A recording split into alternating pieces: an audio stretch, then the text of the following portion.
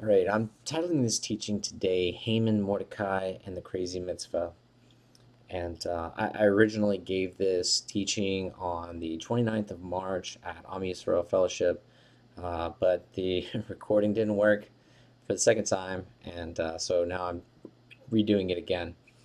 But the reason I'm doing this is because the celebration of Purim was about 3 weeks ago, and this is essentially a couple of reflections that I had about that. And just in case you don't know, Purim is the celebration of God's miraculous salvation of the Jews from the evil plot of the wicked Haman. You can find this story in your Bible. It's the entire book of Esther. And I'm doing this teaching today with a major assumption that you already know, probably the basic and intermediate tenets of the story pretty well. But if you don't, then you are in luck. The pur, as it were, has been cast in your favor because I'm going to summarize through chapter 8 of the story in about 3 minutes, beginning now. So, the book of Esther is a dramatic and inspiring biblical story set in the Persian Empire during the reign of King Ahasuerus, who's commonly identified as Xerxes I, who ruled from 486 to 465 BC. And it tells the story of how a young Jewish woman named Esther rises to become queen and saves her people from the plot to exterminate them. Chapter 1, Queen Vashti's removal. See, the book opens with King Ahasuerus hosting a grand feast. He orders his queen, Vashti, to appear before his guests to display her beauty, but she refuses. Furious, the king banishes her and begins a search for a new queen. Chapter 2, Esther, a beautiful young Jewish woman raised by her cousin Mordecai, is chosen as the new queen. At Mordecai's advice, she keeps her Jewish identity a secret. Chapter 2, also, Mordecai uncovers a plot when he overhears a conspiracy to assassinate King Ahasuerus and reports it. He saves the king's life. His deed is recorded but not immediately rewarded. In chapter 3, Haman, the king's chief advisor, becomes enraged when Mordecai refuses to bow to him. And in retaliation, Haman devises a plan to exterminate all the Jews in the empire. He casts lots, that is the Purim, to choose the date for their destruction, and he persuades the king to issue a decree authorizing the genocide. Chapter 4, Mordecai appeals to Esther. Mordecai urges Esther to plead with the king to save her people. Initially hesitant, Esther finally agrees and prepares to approach the king, despite the risk of death for appearing uninvited before him.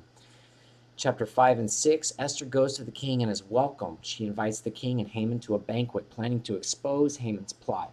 Meanwhile, Haman builds gallows to hang Mordecai. That night, the king, unable to sleep, reviews the royal records, realizes that Mordecai had saved his life but was never rewarded. The next day, in an ironic twist, Haman is forced to honor Mordecai publicly. Chapter 7, Esther exposes Haman. At the second banquet, Esther reveals her Jewish identity and exposes Haman's plot. Enraged, the king orders Haman to be executed on the very gallows that he had built for Mordecai. Chapters 8 through 10, the Jews are saved. Although the original decree cannot be revoked, the king allows Esther and Mordecai to issue a new one, permitting the Jews to defend themselves. On the appointed day, the Jews successfully fight back and defeat their enemies. The event is commemorated as the Festival of Purim. So a few weeks ago, Tim had mentioned something rather funny about going to Chabad.org for a good laugh at a few legal extrapolations that the Chabadnik had devised relating to vaccines. And it was a good point, right? And it is funny that they say it's kosher to take a vaccine that's produced from aborted fetuses, but you must avoid vaccines that may be derived or may be made from a derivative of meat and milk that had been combined. But I thought if you want to continue that laugh, I have a suggestion, right? You can search for the Mitzvot of Purim. And the one that I'm referring to involves drinking. And so in Talmud Tractate Megillah 7b, Rabbi Rava Amora says that it is one's obligation to get drunk enough that you don't know the difference between the phrases, cursed is Haman and blessed is Mordecai. What a funny thing to say, actually, that it's an obligation written in the Talmud to get drunk enough on this one night that you can't tell the difference between someone blessing Haman her cursing Mordecai, or the other way around. It is the other way around. It's a curious thing, right? Well, instead of just having a laugh and poking fun at them, I thought it would be interesting to consider why someone might have come up with this silly idea. Essentially, what's their point? Is there anything you could possibly learn, not by practicing this tradition of drunkenness, but by looking at the reasoning Rava Amora might have said this? But kind of like, braiding a challah bread, I'm going to leave this strand sitting here for a minute while we work on a couple more strands, and then hopefully we can combine them all into a neat little package there at the end. But, just like this supposed obligation, and there are several other very highly curious things about the Esther story. And so these three curious things, and I call them textual observations, right? Maybe that's not the right term, but anytime you might be noticing something very curious, perhaps scratching your head about the way something is written or the way something plays out or some anomaly in the scripture, it could be that it's not by chance. So, in other words, Yah may be revealing something in the margins, something intentionally put there to make you look harder or study. And so, one of the most curious things about the book of Esther is that it's the only book in the Hebrew Bible that absolutely zero mention of God, has zero mention of God at all. So, the closest thing in this case would be the Song of Songs, aka the Song of Solomon, because it does not have a very clear reference to God, to Yah, Yud He Vav He, but it does have his name in there in a conjunctive form. So if you looked at chapter 8, verse 6, the term Shelchevet Yah, which means the flame of God, insinuating that the close love that these two people in Song of Songs has was instituted or spurned into being by God, right? But Esther does not have a single tiny literary whisper of a name, a title, or the being of God. And, perhaps the closest thing you might extrapolate to showing a reference to God in the text is that the text says they fasted. And if they fasted, there must be something they're fasting to, or someone they're fasting to gain the favor of. But really, that's it. Another curious thing is we have no idea who wrote the book, right? The best guess is that Mordecai wrote it. If he did, uh, you know, uh, this is what the scholars say. So if he did, I think it's a little strange that he would only refer to himself in the third person exclusively the entire time. For example of that is chapter 9, verse 20, where it says, Mordecai recorded these events, and he sent letters to all the Jews throughout the provinces of King Ahasuerus, both near and far. And I could not find a reference to this. It's something that I've heard, but it was once told to me that the rabbis make the case, very interesting one, that the book was not only divinely inspired, but also divinely transcribed by the hand of God. Much like the initial Ten Commandments. So they say the reasoning for this is several things, but that the author hears and directly quotes from the hearts of men. So therefore, this must be coming directly from God himself. An example of that is Esther 6:6. It says, "Now Haman thought to himself, who would the king desire to honor rather than me?" And ultimately, it does not matter whether it was divinely transcribed or just divinely inspired. It's divine. We have no doubt that this book came from God, although we don't know who exactly wrote it. It is divine. So another curious thing is the name of the festival. And this is going to be a big focus today. right? And you'll see by looking at the names of other festivals that God named or instituted. Let's just go through them. So we have Passover, and it makes sense. The death angel passed over us, right? There's unleavened bread, where you are commanded to only eat unleavened bread for a week. Then you have first fruits. You wave the first fruits, which is the barley. Shavuot means weeks. It's because you count 7 weeks up to it. Yom Teruah is the day of shouting, and it's all about blowing shofar, proclaiming loudly. Yom Kippur, meaning atonement, and it's the day of repentance, and historically, sacrifice is made to atone for sins. Sukkot means tabernacle. We dwell in a temporary shelter called tabernacles or sukkahs. And even the non-appointed times, like Hanukkah. Hanukkah means dedication, where they rededicated the altar back to Yah that was at the temple. Okay, and these names are great names. They all give you a real direction to focus on when you're going to celebrate it, and or if you're to prepare or to teach them, right? They kind of give you a good idea of what the festival or the appointed time is about, and it's something you can learn from and teach on. All right, but Purim, right? What does this name mean, right? It's not even a Hebrew word, as it turns out. It's a Persian word that's been made plural using a Hebrew suffix, the yud mim at the end of it, like some words that you hear very often, like cherubim, means multiple cherub, or kohanim means multiple priest, right? So this is multiple per, which is the Persian word for lots. All right, and that's what a pur is. It's a lot, and I think the modern equivalent of that would be something like dice. So Purim equals lots, which is basically equivalent to what we know of as dice. And every culture has some type of lot. We don't know for sure what type of lot they were using in the story of Esther, um, but everybody has typically some familiarization with different types of lots. I know when I was growing up, my dad would always have us draw straws to settle disputes between me and my brothers.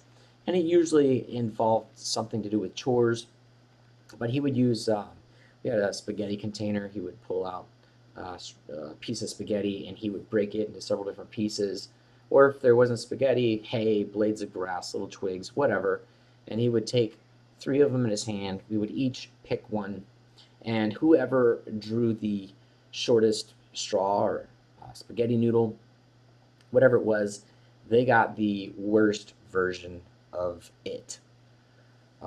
So I've been to Mongolia several times. They have a neat way of casting lots there. You use this set of 4 sheep knuckles, and they use them there all the time. Very common. Everyone has a set they can pull out, and they use them for gambling or settling disputes.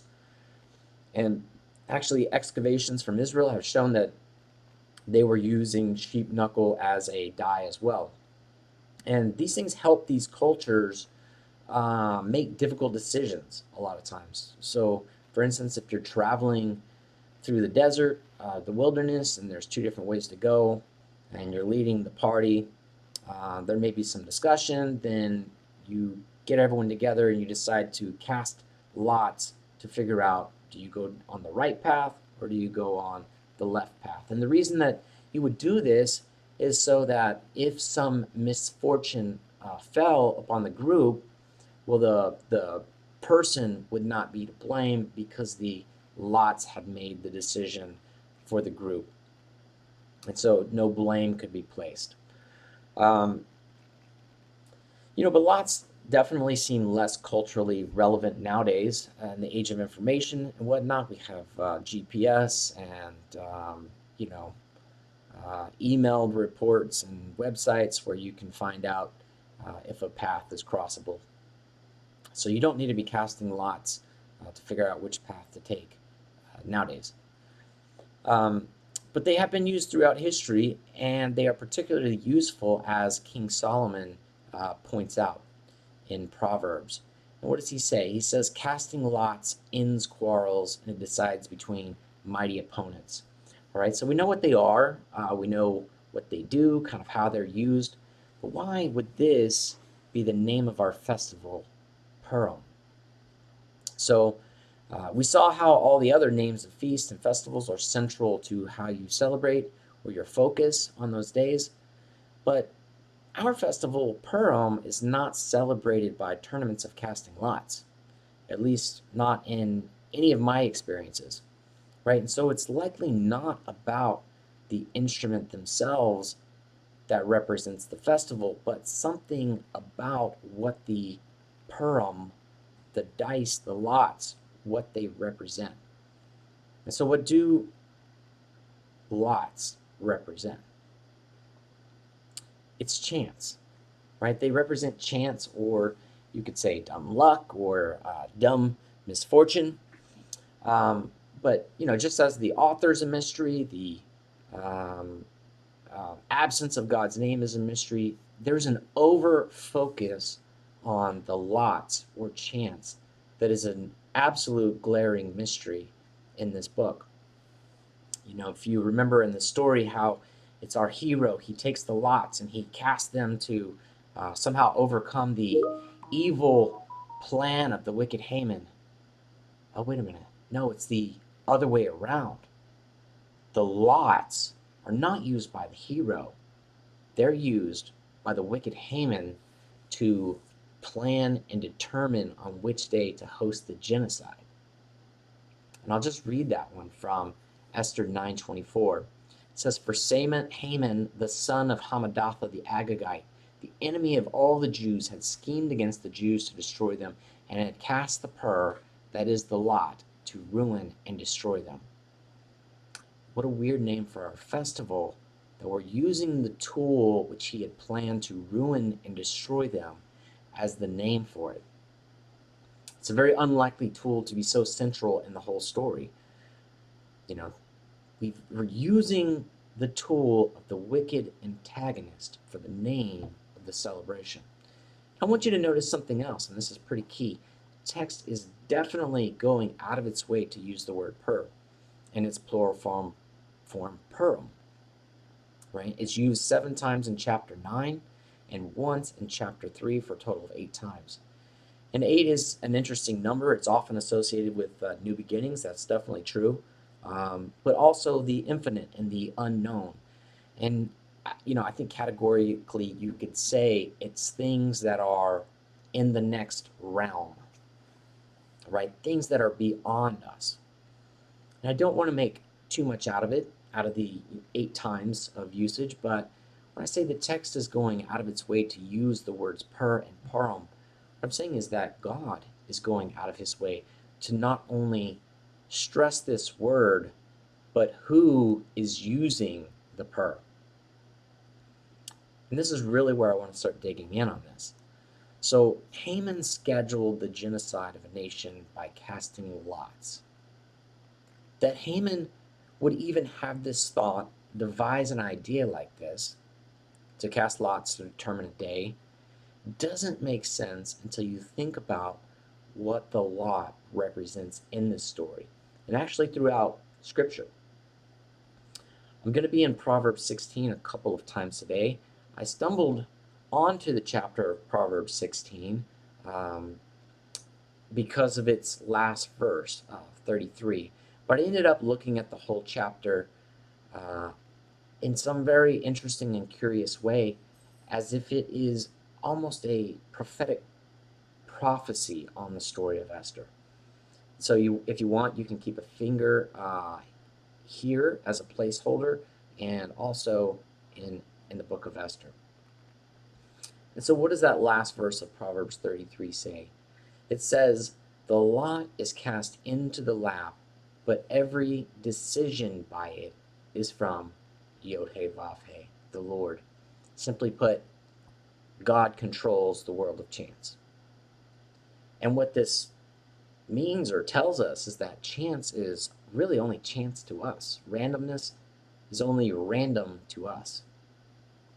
So it wasn't Haman that decided the date for the genocide of the Jews, it was God.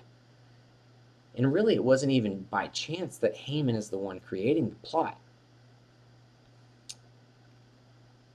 Also in Proverbs 16 is this verse: "The Lord hath made all things for himself, yea, even the wicked for the day of evil." And so my interpretation of this means that God raises up or allows evil to exist to carry out divine punishment. And even so, God can demonstrate a mighty hand to strike down the evil, to deliver the evil and deliver from the evil and show his power. So what we call chance is a tool of the Most High God.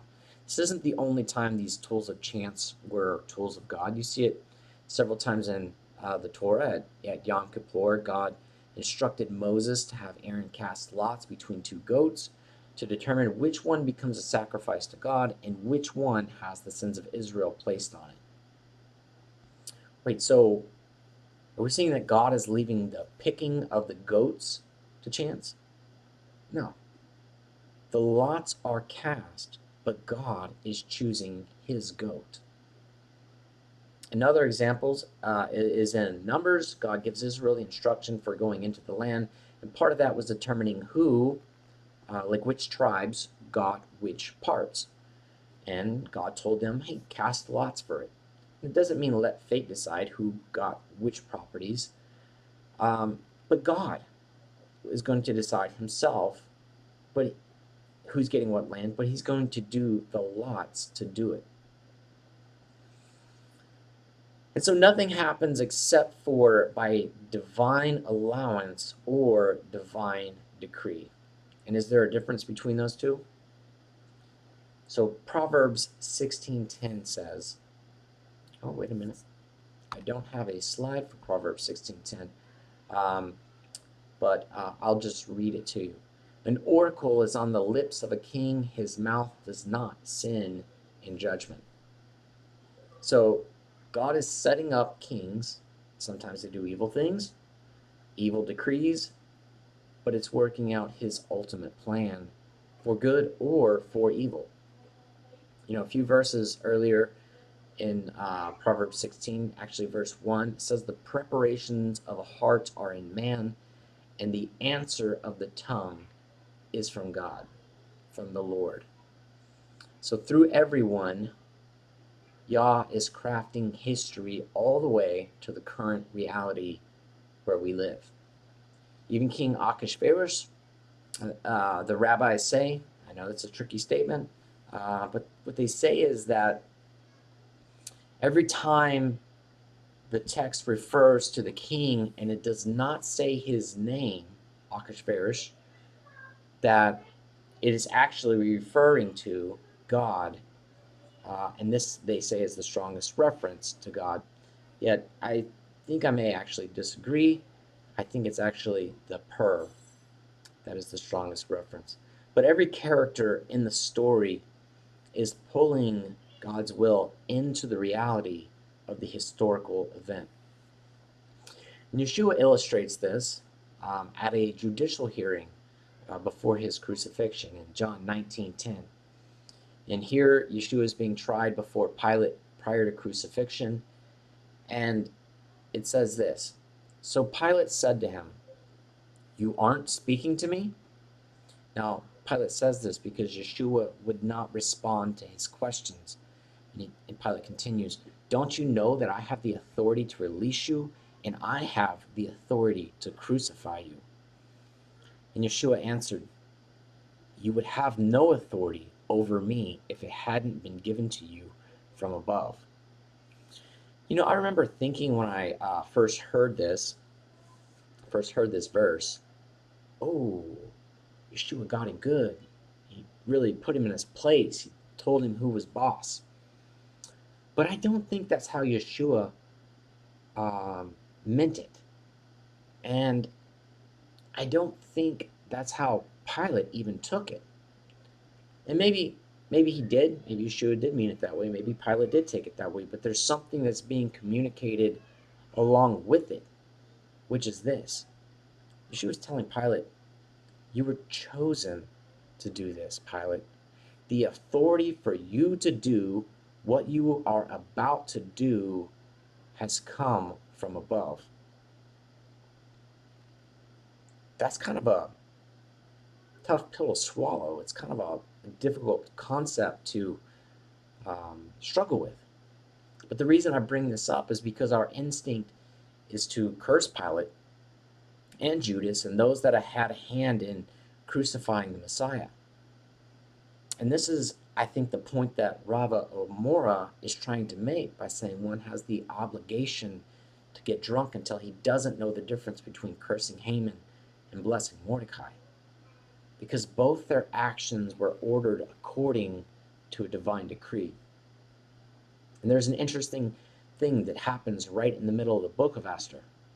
It's this pivotal moment where before it happens, the evil is brazen. The evil is giddy with its evil plan. But then after it, the evil is dejected and it's put on notice. And that event is that the king can't sleep.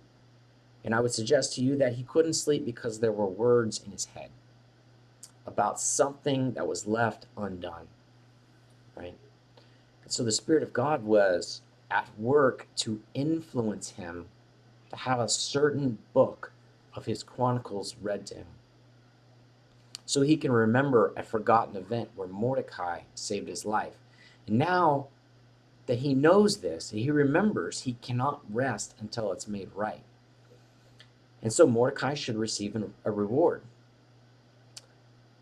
But something interesting was happening at that same time, and it was that Haman was coming there to have Mordecai, or to propose the request that Mordecai be allowed to be hung on his personal gallows.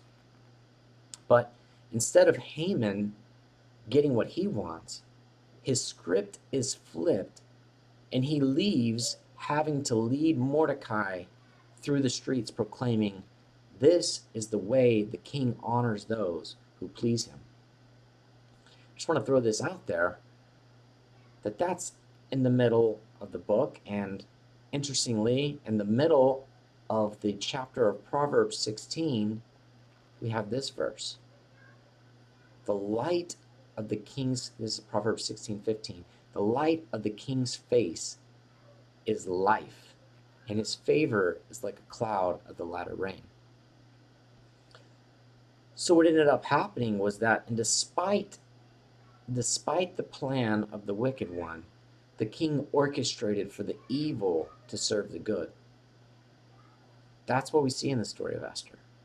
And it's important because along with that, you have to realize that evil serving good is most meaningful when the evil is powerful.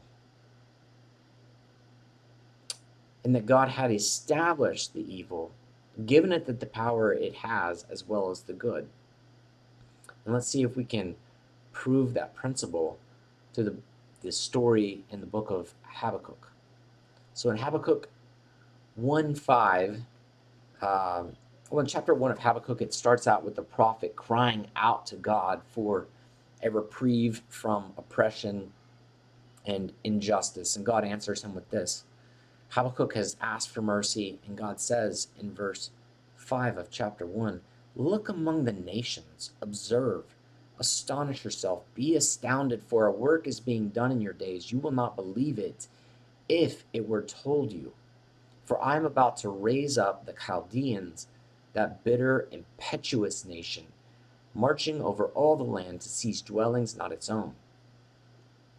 And so God is telling Habakkuk the future here. And it involves God establishing evil for his very own purpose, like it says in Proverbs 16:4. And Habakkuk responds to this prophecy that he receives in verse 12. And he says, "Are you not from antiquity? Adonai, my God, my Holy One, we will not die, Adonai, for you have ordained him for judgment, as you, O rock, have established him to chasten." And so you see now that Habakkuk understands that the evil that he's witnessing is actually a promised justice, right? Yah makes it known that he established them, And just to remind you one more time of Proverbs 16:4, the Lord hath made all things for himself, yea, even the wicked for the day of evil. And now I want to start shaping another strand of the challah bread. And it's this conversation that Mordecai and Esther have via a courier. And this is a little bit of a gear shift to show you a new connection. And so to start with, that is a question. And the question is that if there was one person from the Torah that you might think to compare Esther to, who might it be? Pause and see if you've come up with somebody. All right, so a big hint might be this last phrase that Mordecai makes, speaking to Esther. And he says, "Who knows whether you are come to the kingdom for such a time as this?" And so what he is saying here is that this might not be by chance. This might not be random. It could be orchestrated, that you are in the position that you're in. And so when he says that, even though God's name is not in the book, he is alluding to the power behind the scenes. He's saying this might have been orchestrated by Yah, right? That she is here to save the Jewish people. And like, to answer my question, which hero from the Torah might this have some connection to? Well, the answer is Joseph.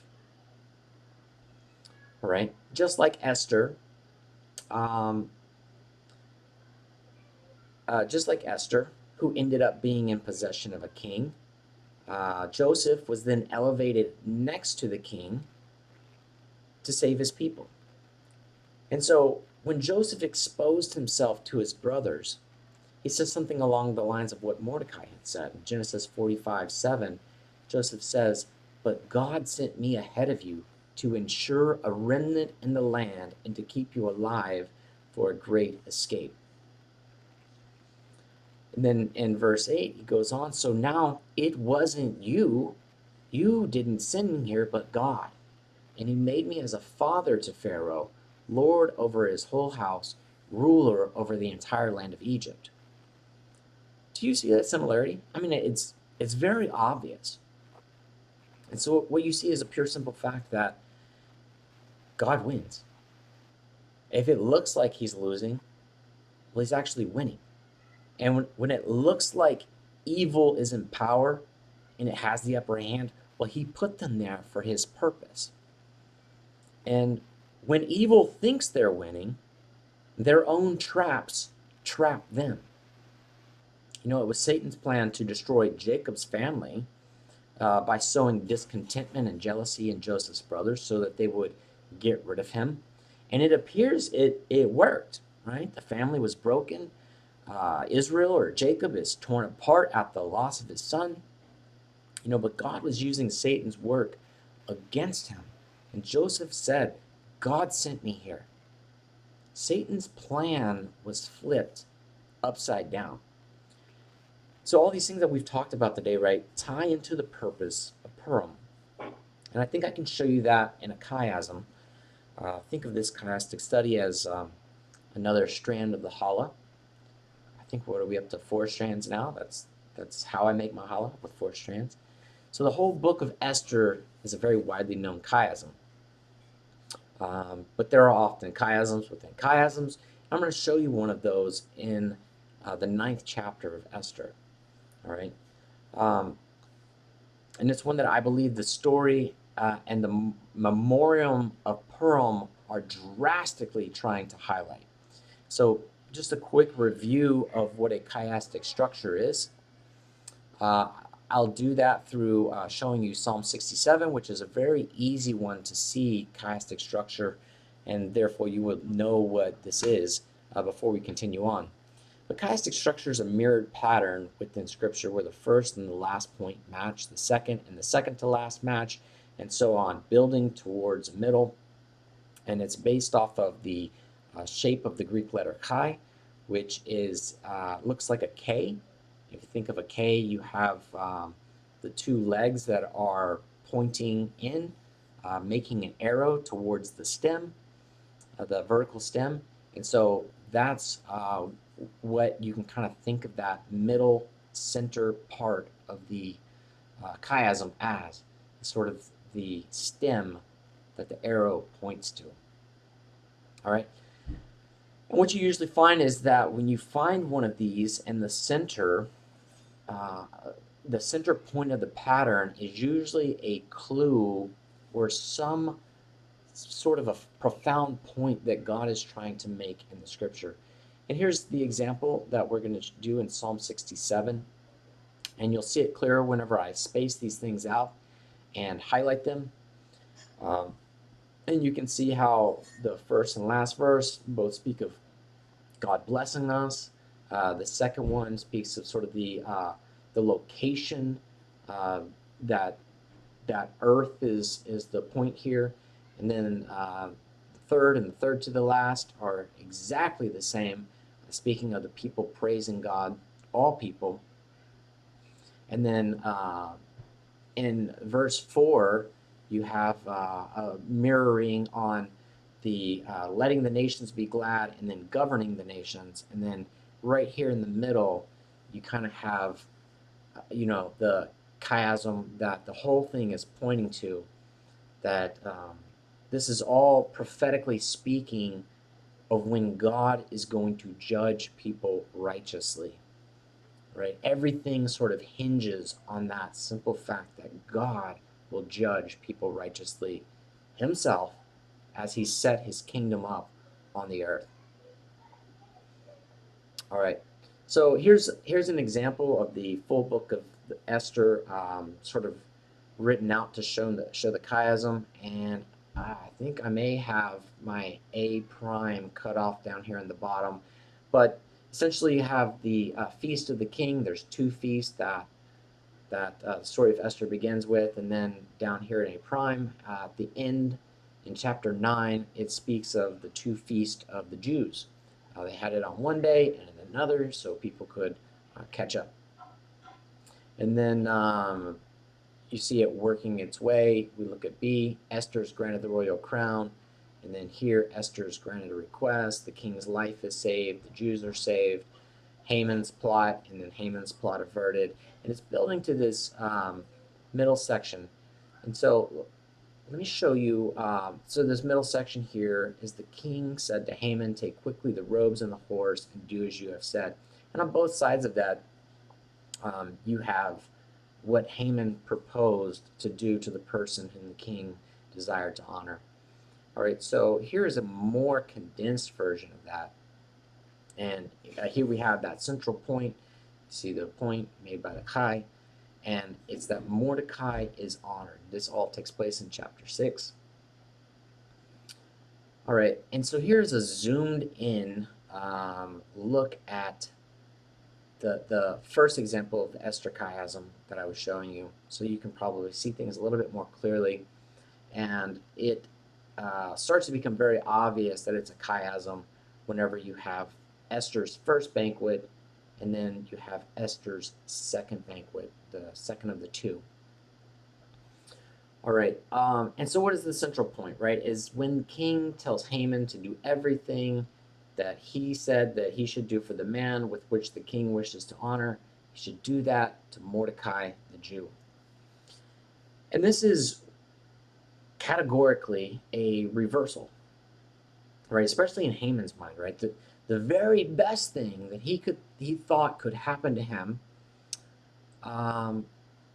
is now become the very worst thing, because it happens to the person that he hates more than anything else in the world. Haman was consumed with hate towards Mordecai, and the fact that he had to do the most glorious thing that he thought should happen to himself, to the person he hates, is a complete reversal in his mind.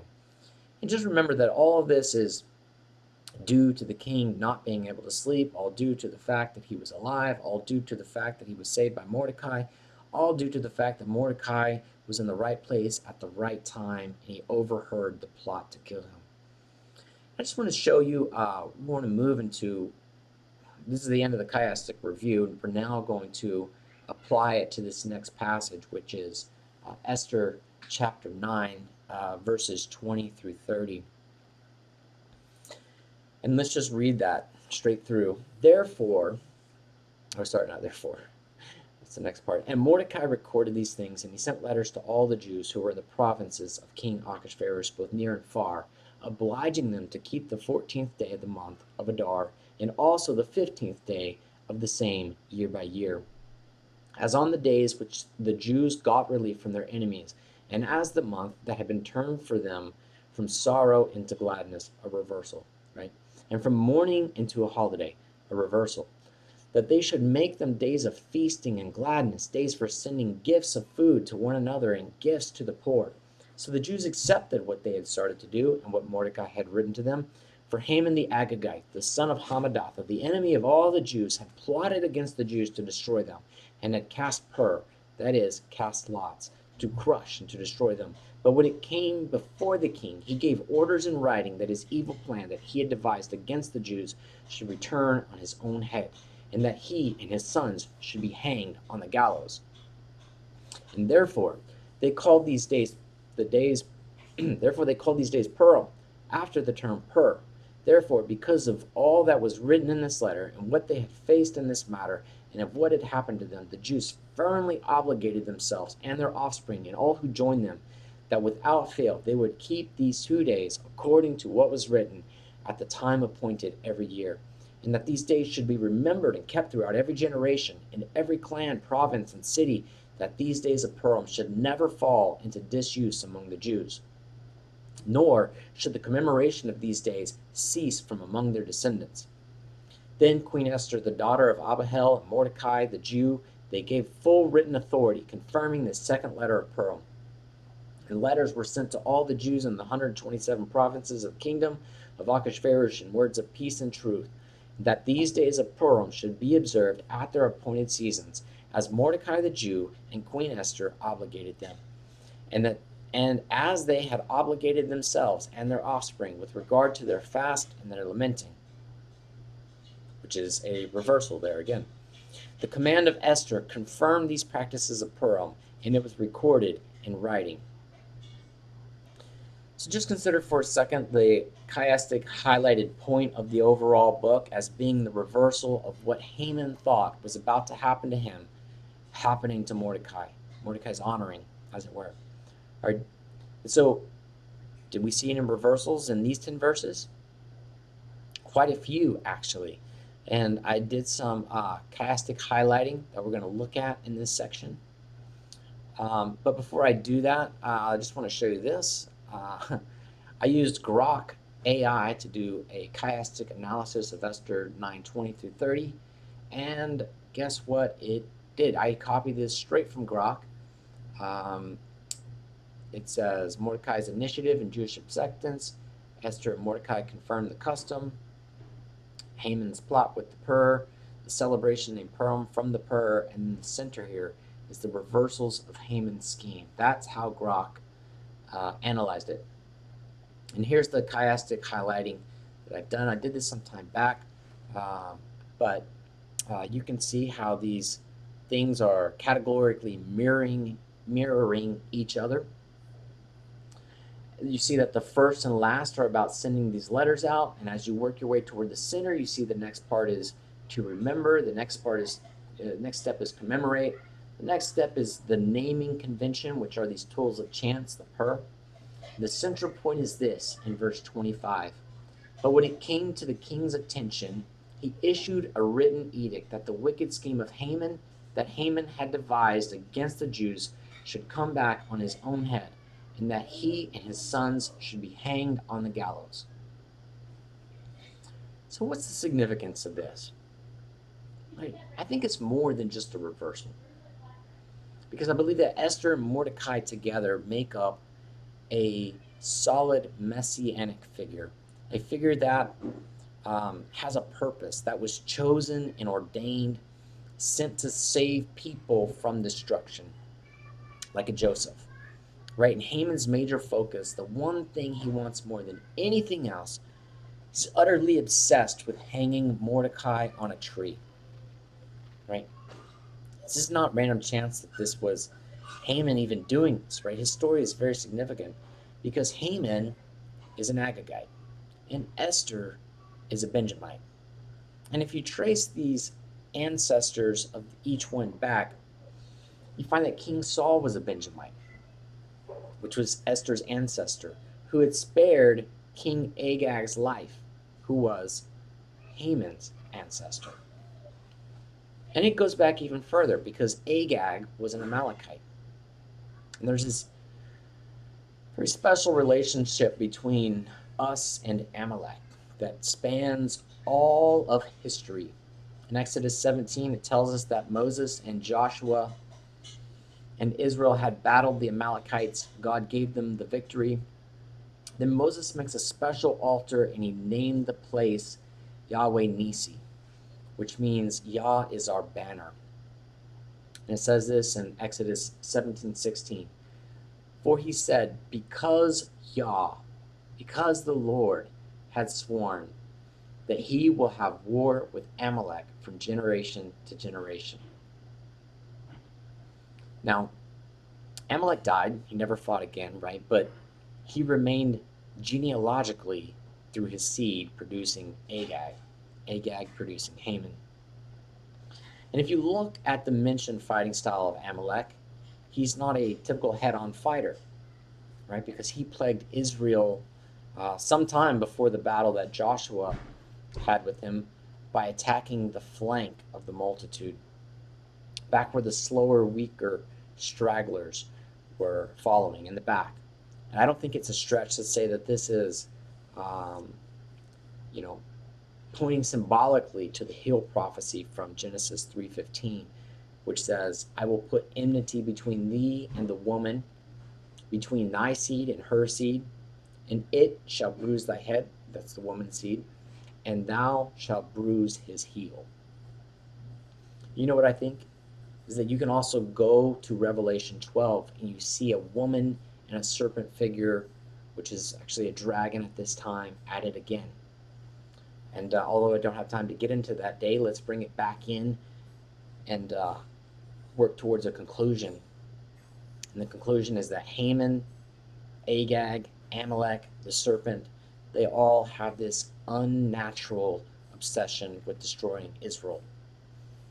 And it ultimately brings about their own demise. In Haman's case, he was obsessed with putting Mordecai on a gallows.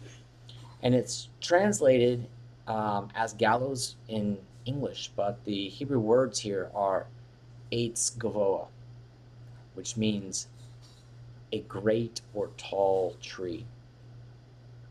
Right? And this was due to Haman's pride.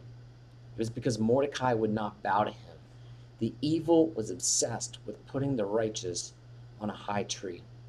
And there's a story recorded in all four Gospels with these same elements.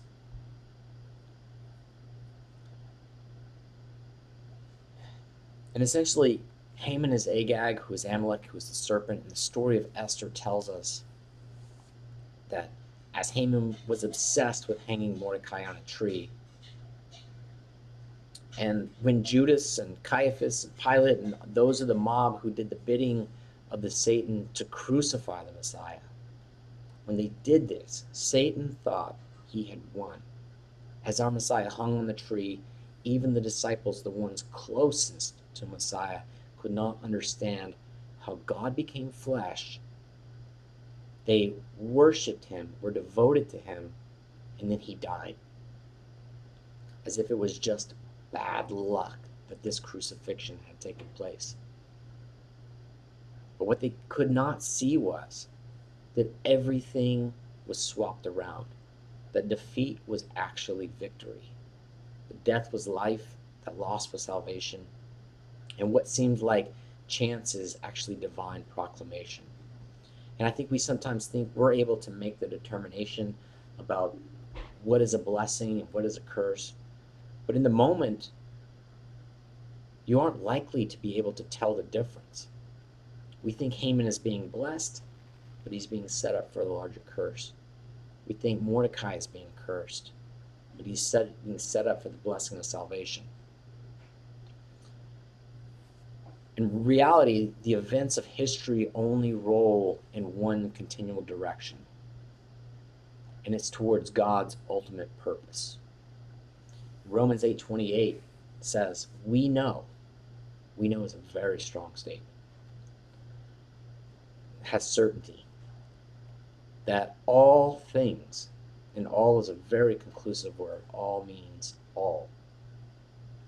We know that all things work together for good for those that love God and are called according to his purpose.